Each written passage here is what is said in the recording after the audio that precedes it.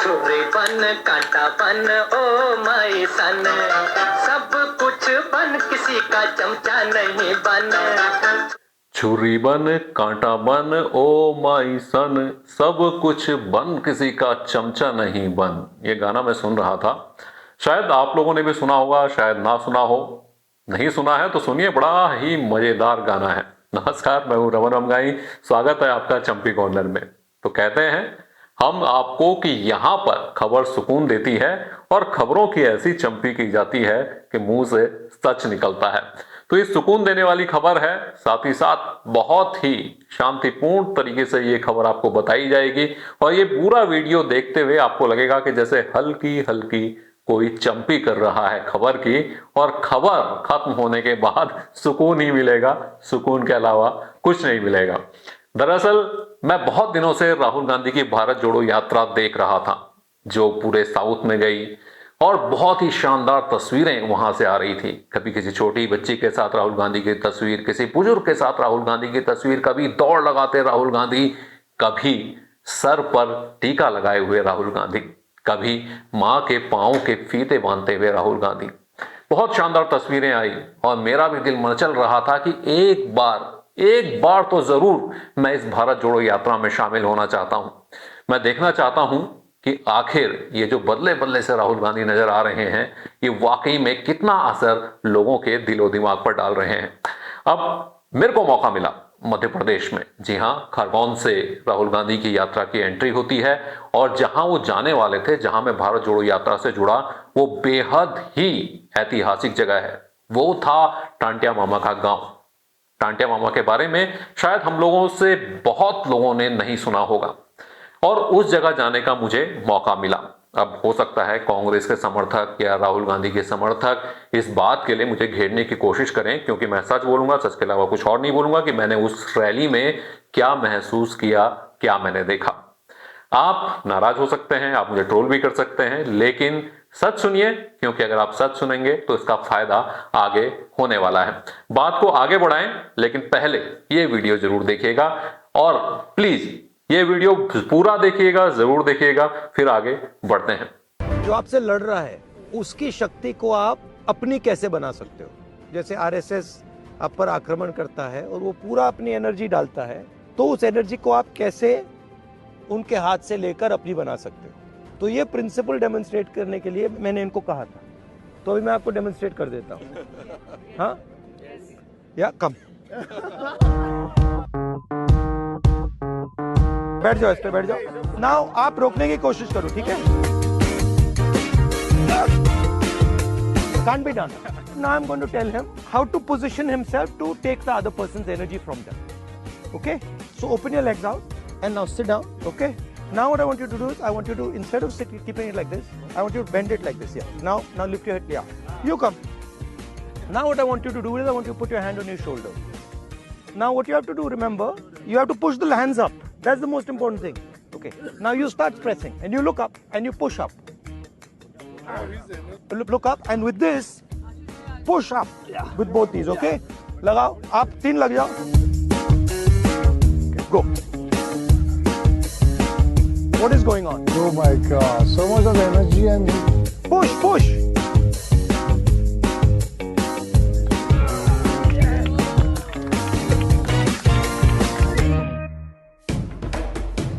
How did that feel? for some strange, For a strange reason. I could not feel the power at all. Exactly, because you took it all. Yes. That's what I do to the BJP. क्या बात है?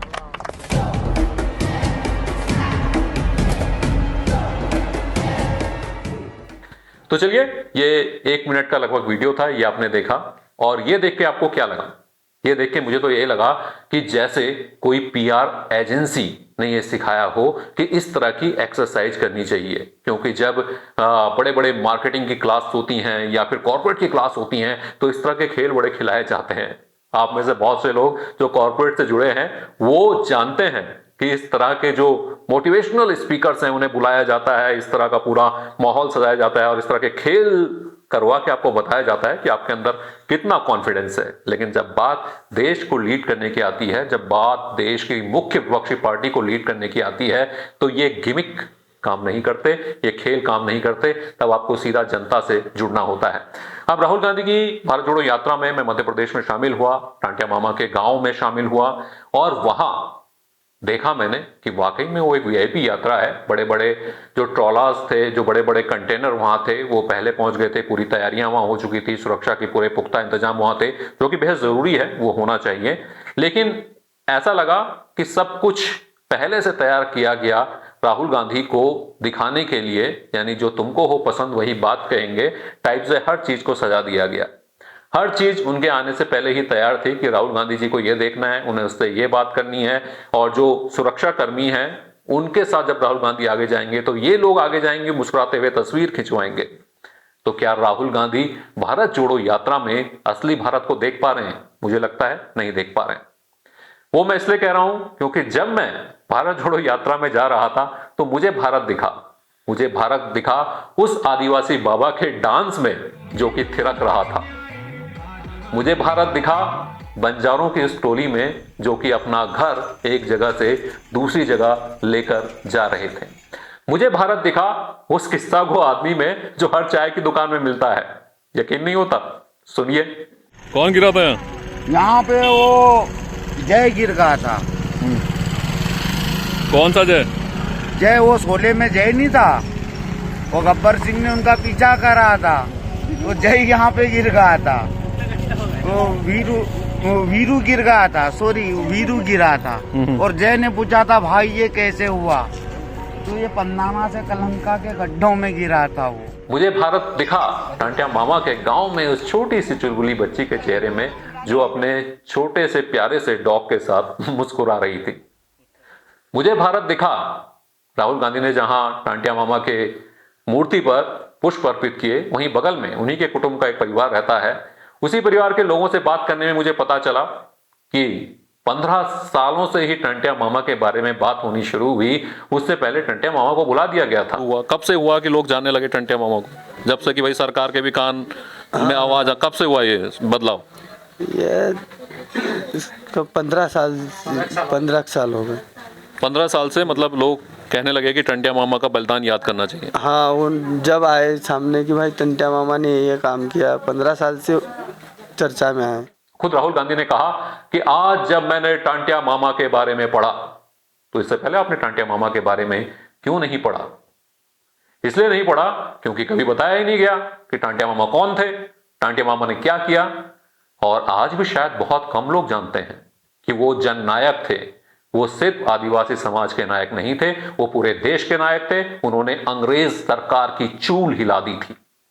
टांटिया मामा जिन्हें भारत का robin hood कहा जाता था, टांटिया मामा जिसे पकड़ने के लिए अंग्रेजों के पसीने छूट गए, और जब वो पकड़े गए उन्हें जबलपुर लाया गया तो पूरा जबलपुर जैसे लोगों से भर गया था। और वो लोग खुद आए थे, दिल से आए थे। तो ये थे टांटिया मामा जिन्हें बिसरा दिया गया तमाम राजनीतिक पार्टियों द्वारा। आज टांटिया मामा की याद आई है क्योंकि मध्य प्रदेश में आने वाले वक्त में चुनाव होने वाले हैं। लेकिन टांटिया मामा को पहले याद करना चाहिए था। लेकिन चलिए, हमारे लिए तो खुशी की बात है कि चुनाव ही सही हमारे जननायकों को याद तो करना शुरू किया आपने। अच्छी बात है, आप आए, लेकिन क्या आप वो भारत देख पा रहे हैं? क्योंकि आप नहीं देख पा रहे हैं इसीलिए आप गलती कर देते हैं और आप कहते हैं कि टांटिया मामा की फांसी में आरएसएस का हाथ था। यानी आपके कान में किसी ने कुछ फुसफुसा दिया, आपकी पीआर टीम ने या फिर आपके अगल बगल के नेताओं ने। अंग्रेजों ने तांतिया मामा को फांसी पे चढ़ाया, मगर आरएसएस की विचारधारा ने उनकी मदद की। जबकि सब जानते हैं कि आरएसएस की स्थापना ही 1925 में हुई। तो ऐसा ज्ञान किसने आपको दिया? पता नहीं। हो सकता है कि आप कुछ और कहना चाह रहे हो, हम कुछ और समझ पाए, और अगर ऐसा है तो उसके लिए मैं माफी चाहता हूं। लेकिन थोड़ी सी और तैयारी के साथ आपको आना चाहिए था, असली भारत आपको देखना चाहिए था। यहां पर एक और वीडियो आप देखिए। अब यहां पर राहुल गांधी धनुष चला रहे हैं, लेकिन ये तीर वापस उन्हीं की तरफ मुड़ गया। तो उम्मीद करता हूं भारत जोड़ो यात्रा में अभी बहुत सारे दिन बचे हैं, तो राहुल गांधी अपनी पीआर टीम के इंस्ट्रक्शन से बाहर निकलेंगे, असली भारत देखेंगे। भारत जोड़ने से पहले भारत को देखना जरूरी है, भारत को समझना जरूरी है।